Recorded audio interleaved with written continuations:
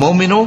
جو پاکیزہ اور عمدہ مال تم کماتے ہو اور جو چیزیں ہم تمہارے لیے زمین سے نکالتے ہیں ان میں سے اللہ کی راہ میں بھی خرچ کرو، اور بری اور ناپاک چیزیں دینے کا قصد نہ کرنا کہ اگر وہ چیزیں تمہیں دی جائیں تو بجز اس کے کہ لیتے وقت آنکھیں بند کر لو، ان کو کبھی نہ لو، اور جان رکھو کہ اللہ بے نیاز ہے، خوبیوں والا ہے۔ شیطان تمہیں تنگ دستی کا خوف دلاتا اور بے حیائی کے کام کرنے کو کہتا ہے، اور اللہ تم سے اپنی بخشش اور رحمت کا وعدہ کرتا ہے، اور اللہ کشائش والا ہے، سب کچھ جاننے والا ہے۔ وہ جس کو چاہتا ہے دانائی بخشتا ہے، اور جس کو دانائی ملی بے شک اس کو بڑی نعمت ملی۔ اور نصیحت تو وہی لوگ قبول کرتے ہیں جو عقل مند ہیں،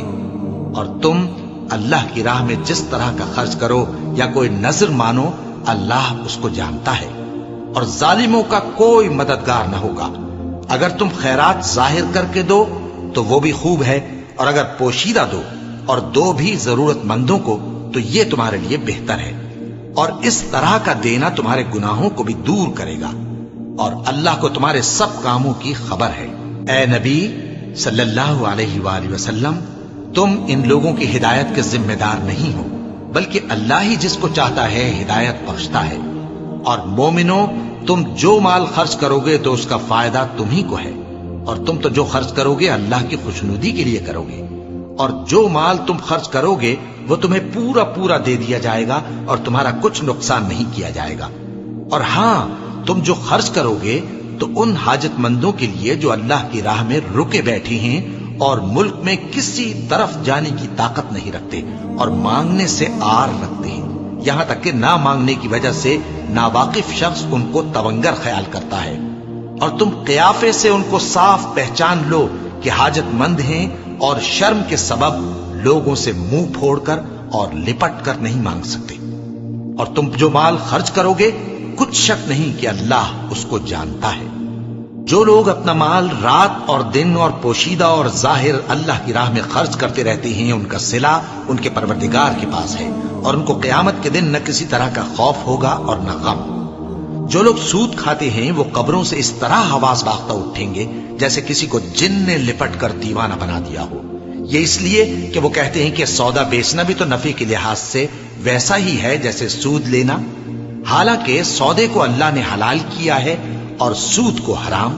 تو جس شخص کے پاس اللہ کی نصیحت پہنچی اور وہ سود لینے سے باز آ گیا تو جو پہلے ہو چکا وہ اس کا، اور قیامت میں اس کا معاملہ اللہ کے سپرد۔ اور جو پھر لینے لگا تو ایسے لوگ دوزخی ہیں کہ ہمیشہ دوزخ میں جلتے رہیں گے۔ اللہ سود کو نابود یعنی بے برکت کرتا اور خیرات کی برکت کو بڑھاتا ہے، اور اللہ کسی ناشکر گناہگار کو دوست نہیں رکھتا۔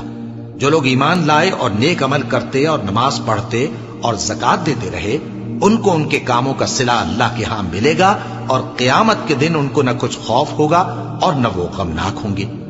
مومنو، اللہ سے ڈرو، اور اگر ایمان رکھتے ہو تو جتنا سود باقی رہ گیا ہے اس کو چھوڑ دو۔ پھر اگر ایسا نہ کرو گے تو تم اللہ اور اس کے رسول کی طرف سے اعلان جنگ سن لو، اور اگر توبہ کر لو گے اور سود چھوڑ دو گے تو تم کو اپنی اصل رقم لینے کا حق ہے،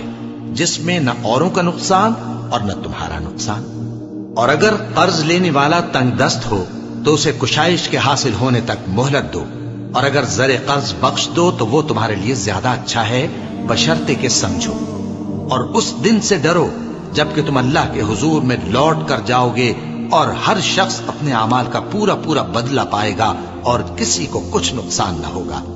مومنو، جب تم آپس میں کسی میعاد معین کے لیے قرض کا معاملہ کرنے لگو تو اس کو لکھ لیا کرو، اور لکھنے والا تم میں کسی کا نقصان نہ کرے بلکہ انصاف سے لکھے۔ نیز لکھنے والا جیسا اللہ نے اسے سکھایا ہے لکھنے سے انکار بھی نہ کرے اور دستاویز لکھ دے، اور جو شخص قرض لے وہی دستاویز کا مضمون بول کر لکھوائے، اور اللہ سے کہ اس کا مالک ہے خوف کرے، اور زر قرض میں سے کچھ کم نہ لکھوائے۔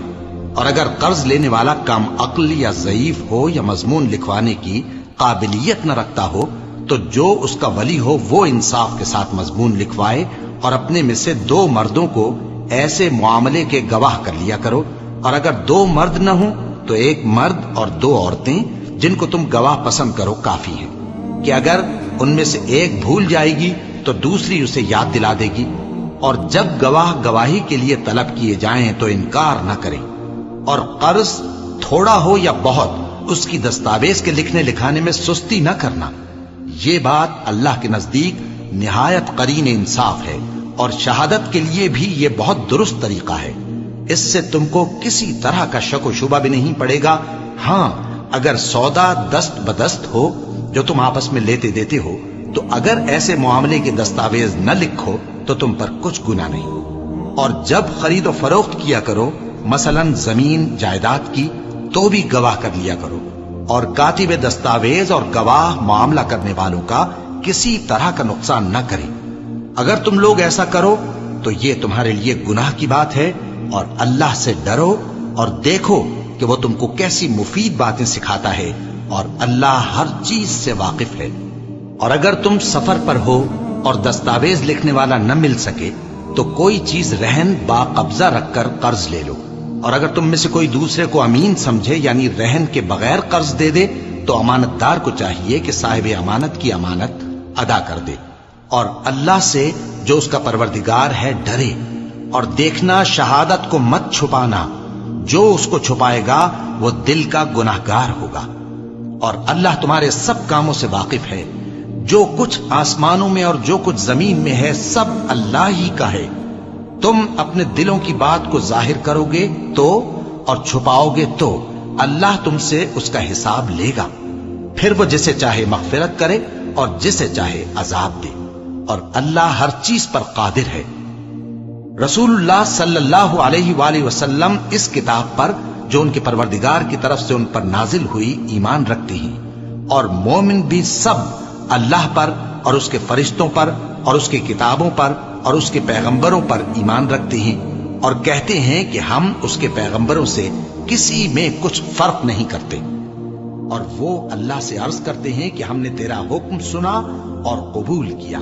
اے پروردگار، ہم تیری بخشش مانگتے ہیں اور تیری ہی طرف لوٹ کر جانا ہے۔ اللہ کسی شخص کو اس کی طاقت سے زیادہ کا ذمہ دار نہیں بناتا۔ اچھے کام کرے گا تو اس کو ان کا فائدہ ملے گا، برے کرے گا تو اسے ان کا نقصان پہنچے گا۔ اے پروردگار، اگر ہم سے بھول یا چوک ہو گئی ہو تو ہم سے مواخذہ نہ کیجو۔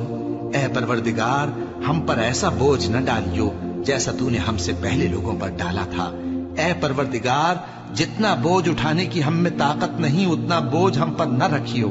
اور اے پروردگار ہمارے گناہوں سے درگزر کر اور ہمیں بخش دے اور ہم پر رحم فرما۔ تو ہی ہمارا مددگار ہے، سو ہم کو کافروں پر غالب کر۔